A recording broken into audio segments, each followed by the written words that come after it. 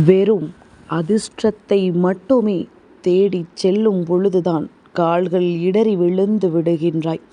வேல்வேல் முருகா, வெற்றிவேல் முருகா.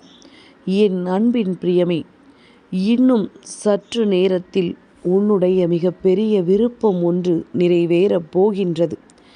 இந்த கந்தன் அதனை உனக்கு சொல்கின்ற இந்த நேரத்தில் ஒருவேளை உன் அப்பன் மீது உனக்கு நம்பிக்கை இல்லை என்றால் நீ இத்தோடு வெளியேறி விடலாம். மேலும் அப்பன் என் வாக்கினை தொடர்ந்து கேட்க வேண்டும் என்ற கட்டாயம் உனக்கில்லை. ஏனென்றால் நம்பிக்கை இல்லாமல் நீ என்ன கேட்டாலுமே அது உனக்கு கிடைக்காது.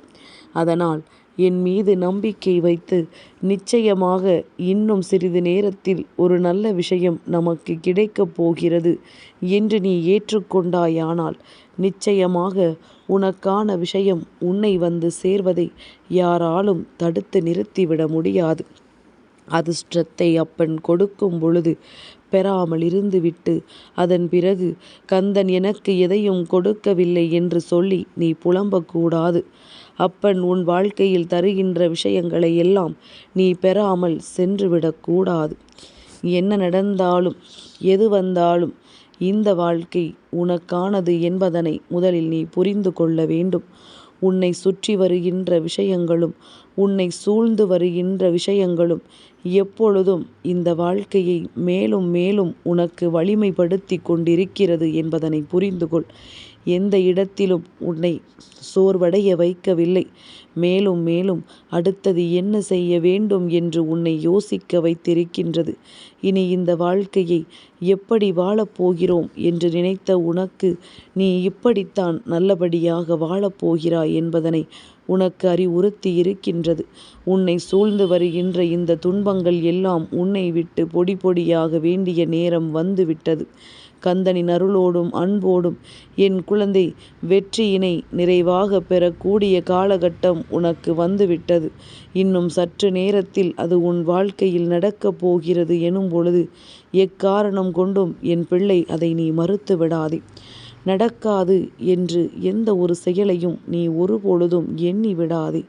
எதுவாக இருந்தாலுமே இந்த வாழ்க்கை உனக்கென்று கொடுக்க நினைப்பதை சர்வ நிச்சயமாக நிறைவாக கொடுக்கும் என்பதனை நீ புரிந்து கொண்டாயானால் அதிலிருந்து கிடைப்பது எல்லாமுமே உன்னை நல்லபடியாக வாழ வைக்கும் என்பதனையும் நீ தெரிந்து கொள்வாய்.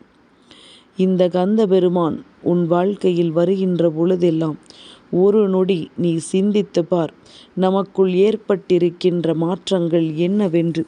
உன்னை எப்பேற்பட்ட நிலையிலிருந்து அப்பன் எப்பேற்பட்ட நிலைக்கு அழைத்து வந்திருக்கிறேன் என்பதனை நிச்சயமாக நீ புரிந்து கொள்வாய். என் பிரியமே, கஷ்டம் அதிகமாக இருக்கிறது என்று நினைத்து வருத்தப்படாதே. இறை சக்தியை அதிகமாக தேடத் தொடங்கு. தெய்வத்தின் மீது அதிகமாக நாட்டம் கொள். தெய்வத்தை தேடிச் செல்லும் பொழுது உனக்கு அங்கே ஏமாற்றங்கள் கிடைப்பதில்லை. உனக்கு நன்மைகள் தான் நடக்கிறது என்பதனை நீ தெளிவாக புரிந்து கொள்ள வேண்டும். எப்பேற்பட்ட துன்பத்தில் எல்லாமோ நாம் தெய்வமே கதி என்று தெய்வத்தின் பாதத்தை சரணடைந்து கிடந்தோம். ஆனால் இப்பொழுது எல்லா விஷயங்களுமே உனக்கு நடந்தால் பார்க்கலாம் என்பது போல மாறிவிட்டது. கஷ்டப்பட யாருக்கும் இங்கு மனது இடம் கொடுக்கவில்லை. வாழ்க்கையில் நடக்கின்ற விஷயங்களை எல்லாம் பெரிதாக எடுத்துக்கொள்ள யாருக்கும் மனதில் எண்ணமில்லை. நடப்பது நடக்கட்டும், கிடைப்பது கிடைக்கட்டும் என்றிருக்கும் பொழுது யாருக்குத்தான் இதன் மீது அக்கறை வரும் என்றுதான் உன் அப்பன் நானும் பார்த்து கொண்டிருக்கின்றேன். எல்லோரையும் சொல்லவில்லை. ஒரு சில குழந்தைகள் அப்படித்தான் இன்னமும் இருக்கின்றார்கள். ஆனால் என்னுடைய பிள்ளை நீ இந்த வாழ்க்கையின் மீது அதிக அன்பும் பற்றும் கொண்ட பிள்ளை. உனக்காக இந்த வாழ்க்கையில் நீ எதிர்பார்க்கின்ற அத்தனை விஷயங்களையும் உனக்கு தெளிவாக நான் சொல்லிக் கொடுக்க வருகிறேன் என்பதனை நீ புரிந்து கொள்ள வேண்டும். நல்ல மாற்றங்கள் வரும் பொழுது நல்ல திருப்பங்களும் நல்ல சூழ்நிலைகளும் என்றும் உன்னை வாழ வைக்கும் என்பதனை நீ உணர்ந்து கொண்டால் போதும். நல்ல நேரத்தை எதிர்பார்த்து காத்திருப்பது இந்த கந்தன் என்று நீ சொன்னால் அது மிகையாகுமா? ஏன் தெரியுமா? அப்பன் நல்ல நேரத்தை எதிர்பார்க்கிறேன். என் குழந்தை, மனதளவில் எப்பொழுது நாம் நினைத்தது எல்லாம் நடக்கும், நம் அப்பன் நமக்கு கை கொடுப்பார் என்று நினைக்கின்றாயோ, அந்த நல்ல நேரத்தை தான் உன் அப்பன் நான் எதிர்பார்த்திருக்கிறேன் என்பதனை முதலில் புரிந்து கொள். நீ நினைப்பதை சரியாக நினைத்துவிட்டால் நான் கொடுப்பதையும் நம்பிக்கையோடு உனக்கு கொடுத்து விடுவேன். எந்த இடத்திலும் தடம் புரண்டு விடாதே.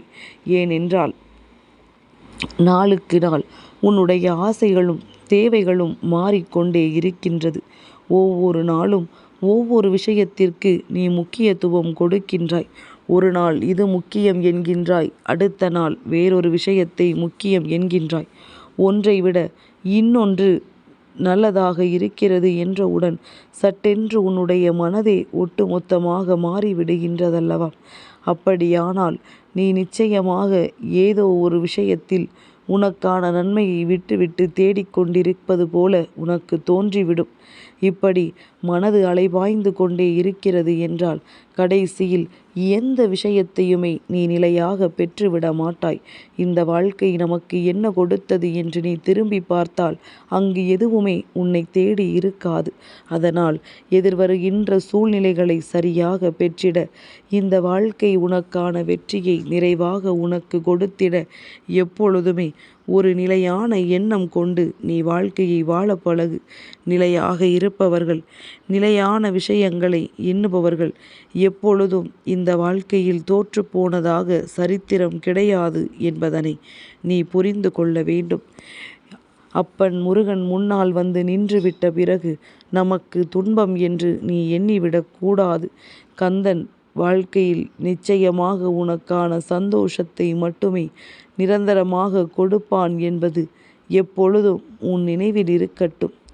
இந்த நேரத்தில் நான் சொன்ன விஷயங்கள் ஒவ்வொன்றும் உன் மனதில் பதிகிறது என்றால் உன்னுடைய எதிர்காலத்தை பற்றிய ஒரு நல்ல புரிதல் உனக்கு வந்துவிடும். எல்லோருமே ஏனோ தானோ என்ற வாழ்க்கையை தான் வாழ்ந்து கொண்டிருக்கின்றார்கள்.